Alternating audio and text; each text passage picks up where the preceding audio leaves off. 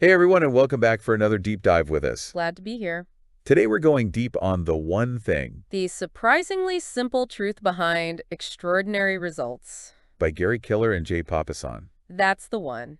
You know, we live in a world of distractions, Yeah. and we're constantly bombarded with messages telling us to do more, More. be more, Be better. treat more. And this book really cuts through all that noise. Yeah, it gets right to the point. It offers this incredibly simple but powerful idea. Focus on your one thing. That's it. The one thing that makes everything else easier or even unnecessary. So this deep dive is all about unpacking that concept. And seeing how we can apply it to our own lives. Right from the start, the book uses this really compelling analogy. The domino effect. I love that analogy. It's so visual. Can you explain a little bit about how that works? Okay, so imagine a row of dominoes all lined up. Okay, I got it. You know, if you knock over the first one. It sets off this chain reaction. Exactly. The rest of the dominoes fall one after the other. And the authors argue that success works the same way. Interesting. Not about trying to do everything at once. It's about finding that first domino. The one thing that will trigger a cascade of positive outcomes. I see. So it's about leverage. Yes, finding that one action that creates the biggest impact. Can you give us an example? Sure, let's say you're trying to get in shape. Okay. Your one thing might be to establish a consistent workout routine. Okay, so that becomes your first domino. Right, once you make that a habit. It might lead to other positive changes. Like eating healthier, getting more sleep, feeling more energetic. It all starts with that one key action. Exactly. And chapter 2 goes deeper into this idea of the domino effect. Exploring how it plays out in achieving extraordinary results. And one of the first things the authors address is multitasking. Oh, yeah. They even quote this Russian proverb. If you chase two rabbits, you will not catch either one. So right away, they're warning us against trying to do too much at once. Multitasking is a myth. Is it really? We like to think we're good at it, but our brains just aren't wired that way. So you're saying when we try to juggle multiple tasks at the same time? We end up doing everything poorly. Really? The quality suffers, we make more mistakes. Wow, so it's actually more efficient to focus on one thing at a time? Much more. It seems counterintuitive. I know, right? But the science backs it up. There's a ton of research showing that constant task switching drains our mental energy. Really? And ultimately decreases our productivity. That's fascinating. We think we're being super efficient by juggling all these things. But we're actually shooting ourselves in the foot. Totally. So how do we break free from this multitasking trap? Well, Chapter 3 offers some clues. Does it? It suggests we look to people who have already achieved great things. High achievers. The folks who are crushing it in their fields. What can we learn from them?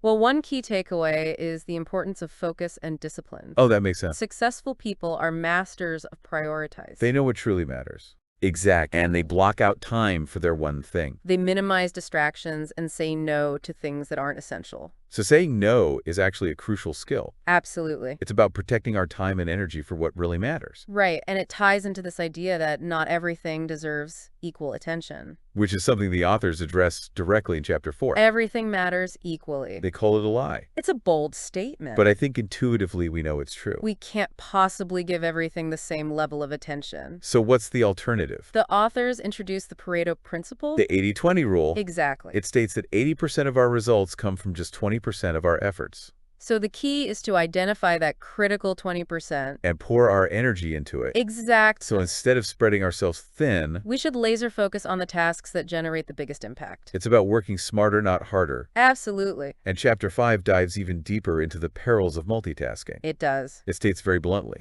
To do two things at once is to do neither. Wow, that's powerful. The authors explain how multitasking leads to what they call context switching. Okay. Our brains are constantly having to shift gears between different tasks. And that takes a toll. It drains our mental energy and increases the likelihood of errors. So it's like we're trying to drive a car with one foot on the gas and the other on the brake. Exactly. We're not going to get very far. And we're probably going to crash. So all that time we think we're saving by multitasking. And we're actually losing it in terms of quality and efficiency. It's a fallacy. And a hardware to break. Definitely. But once you start to see the impact of single tasking. It's hard to go back. Now Chapter 6 tackles another common misconception. Okay, what's that? A disciplined life. So the idea that success requires unwavering discipline in all areas of our lives. Right, and the authors challenge that notion. They do. They argue that it's more effective to focus on building one key habit at a time. So find the one thing you want to be disciplined about. And make it a part of your daily routine. So it's not about becoming some kind of superhuman overnight. No, it's about making small, consistent changes over time. That feels a lot more attainable. Right, and research shows that it takes, on average, about 66 days to form a new habit. 66 days. Yep, pick one thing, commit to it for 66 days, and see what happens. I love that. Simple but effective. But forming new habits takes willpower. True. And I think a lot of people struggle with that, It's a limited resource. which is something Chapter 7 addresses correctly. It debunks the myth that willpower is always on will call. Okay, so it's not like we have an endless supply of willpower. Nope, it's more like a muscle that gets tired with overuse. So every decision we make, every temptation we resist. It depletes our willpower reserves. Wow, so how do we work with this limited willpower instead of constantly battling against it? Well, one strategy is to prioritize our most important tasks for the times when our willpower is highest. So for a lot of people, that's first thing in the morning, before the day's distractions have a chance to drain our energy. The book calls this time blocking. Okay, so you're scheduling a dedicated time for your one thing. And treating it like an unbreakable appointment. I like that. You know what else is really helpful? What's that? Creating a supportive environment. That makes sense. It's hard to stay focused when we're constantly being bombarded with distractions. So minimizing those distractions, having a dedicated workspace, surrounding ourselves with supportive people. Those things can make a huge difference. Absolutely. It's about setting ourselves up for success. Exactly. And speaking of success, Chapter 8 takes on a pretty controversial topic, a balanced life. and they call it a lie. Right, because the idea of constantly striving for perfect balance in all areas of life. It's just not realistic. And it can actually be counterproductive. So what do they propose instead? They introduce the concept of counterbalancing, Okay. where periods of intense focus on one area are balanced out over time by focusing on other areas. So it's not about giving everything equal attention all the time. Exactly. It's about strategically shifting our focus as needed. Right, and it all ties back to the idea of purpose. The authors say, purpose without priority is powerless. Meaning, It's not about achieving balance for its own sake. it's about aligning our actions with our overall purpose and values. That's a great distinction. I think so too. It's about making conscious choices about where to direct our energy. Rather than trying to be all things to all people all the time. No, speaking of directing our energy. Chapter 9 tackles the fear of big goals. Okay, Big is bad. why is that a lie? Because big often gets equated with overwhelming or impossible. I see. And the authors want to challenge that fear. They want us to reframe big as a realm of possibilities. To embrace the power of ambitious goals. But how do we make those big goals less daunting? By starting small. So having the big vision, but breaking it down into smaller, manageable steps. They use the phrase, go small, not home. Oh, you like that?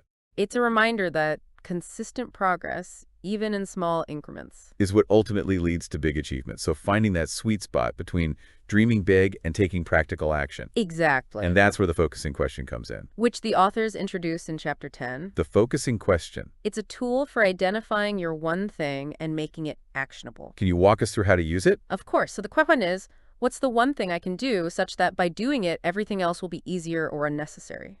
And you can apply this question to any area of your life. Absolutely. Let's say your goal is to write a book. Okay. Your focusing question might be, what's the one thing I can do today to move my book project forward, even if it's just for 15 minutes? Love it. It forces you to cut through all the noise and really hone in on the most impactful action. Exactly. It's so simple yet so powerful. And that's the beauty of the one thing. It takes these complex ideas about success and productivity. And distills them down to their essence. It's a framework that anyone could use. To achieve extraordinary results. And we'll be back for part 2 of this deep dive where we'll dig into some more practical strategies for applying these ideas to our own lives. Welcome back to our deep dive into the one thing. Glad to be here. Okay, so last time we left off talking about the focusing question. Yeah, that's a powerful tool. Chapter 11 shifts gears a bit Does it? and talks about the success habit. Okay. It got me thinking about how long it actually takes to form a new habit. Well, the book says Recircle suggests an average of 66 days. 66 days. Yeah, it sounds like a long time. It is. It's about consistency. Right, and starting small. Instead of trying to overhaul your entire life overnight. Just focus on one small change. And stick with it. One day at a time. One day at a time. For 66 days. You got it. Any tips for staying consistent?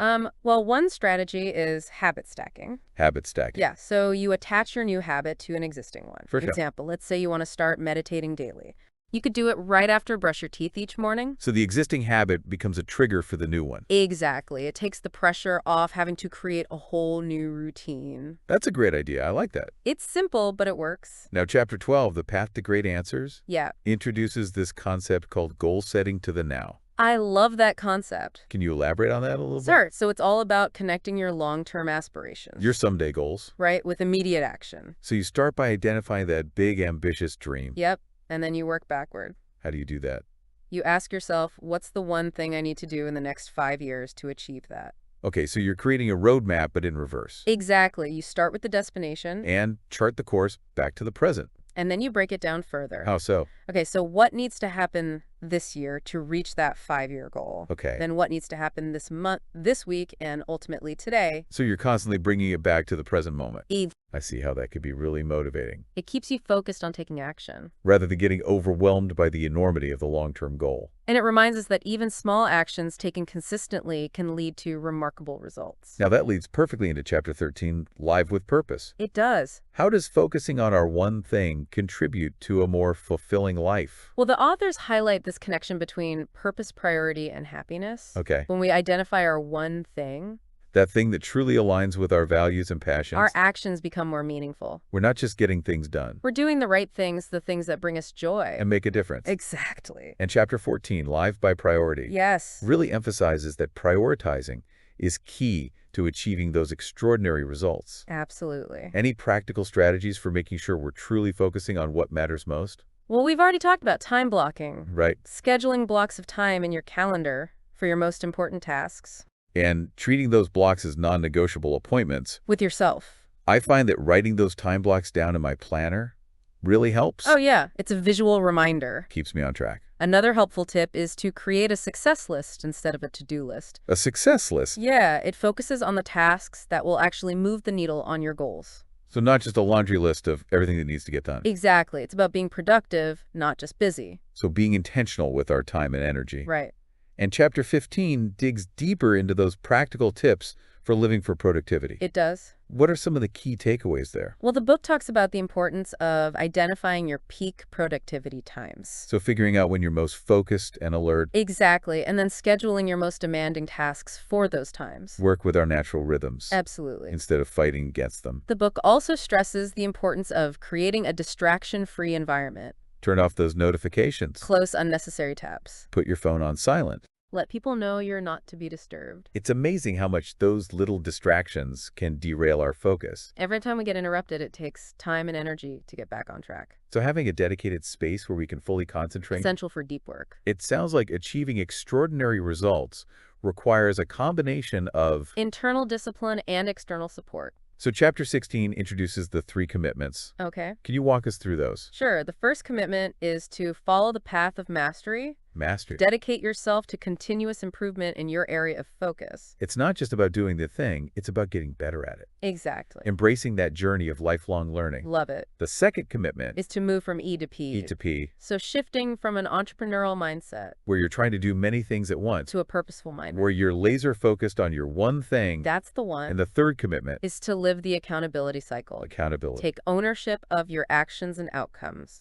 Both successes and failures. Right. Hold yourself accountable for your progress and constantly seek feedback So it's about being proactive and responsible. instead of reactive and blameful. Now, we've talked a lot about strategies for maximizing productivity, We have. but Chapter 17 throws a bit of a curveball, Does it?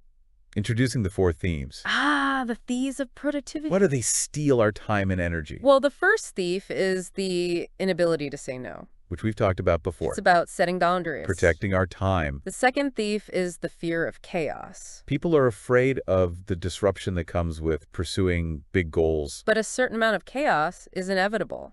It is. It's about learning to manage it. Not letting it control us. Right. The third thief. Poor health habits. It's hard to be productive when we're not taking care of ourselves. Sleep, exercise, nutrition. The foundations of well-being. They're essential. And the fourth thief. An environment that doesn't support our goals. Okay, so that could be a cluttered workspace. Unsupportive relationships. Anything that's draining our energy. Exactly. So we need to create a space that nurtures our focus. And surround ourselves with people who encourage our growth. It's all connected. It is. Our internal habits and our external environment. Creating that synergy. Now, as we wrap up part 2 of this deep dive, Okay. I'm curious to hear your thoughts on Chapter 18, The Journey. Oh, that's a good one. What's the key takeaway there?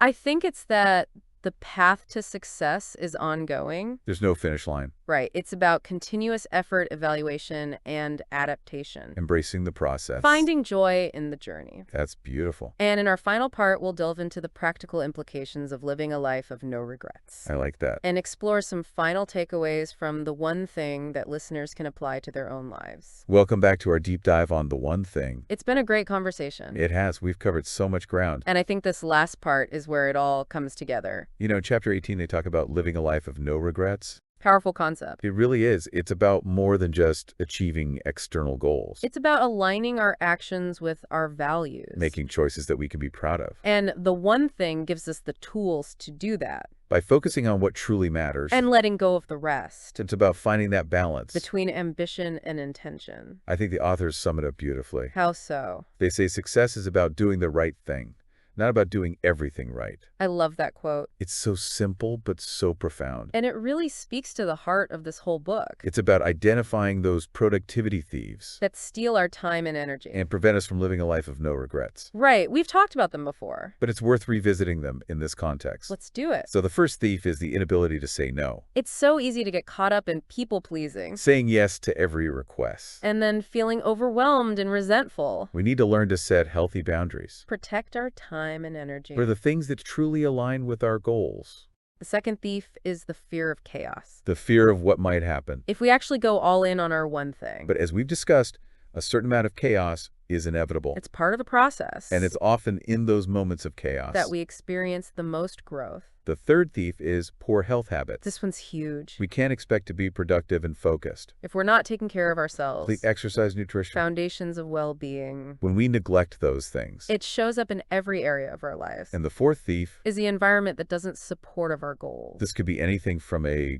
cluttered workspace to toxic relationships to a lack of support from the people around us. We need to create a space that nurtures our focus. And surround ourselves with people who lift us up. And encourage our growth. So it's about being intentional. About every aspect of our lives. From our internal habits to our external environment. All of it plays a role. In our ability to achieve extraordinary results. Now, as we wrap up this deep dive. I'm feeling inspired. Me too. What's the one key takeaway you hope our listeners will carry with them? The power of focus. Focus. Understanding that success is built sequentially. One step at a time. It's about identifying the most impactful action we can take right now. And giving it our undivided attention. Everything else can wait. Beautifully said. It's not about doing everything at once. It's about doing the right thing at the right time. With unwavering focus. And that's how we achieve extraordinary results. This has been an incredible conversation. I've really enjoyed it. And to our listeners, we hope you found this deep dive into the one thing valuable. Be sure to check out the book. And let us know your thoughts. We'd love to hear from you. Happy learning.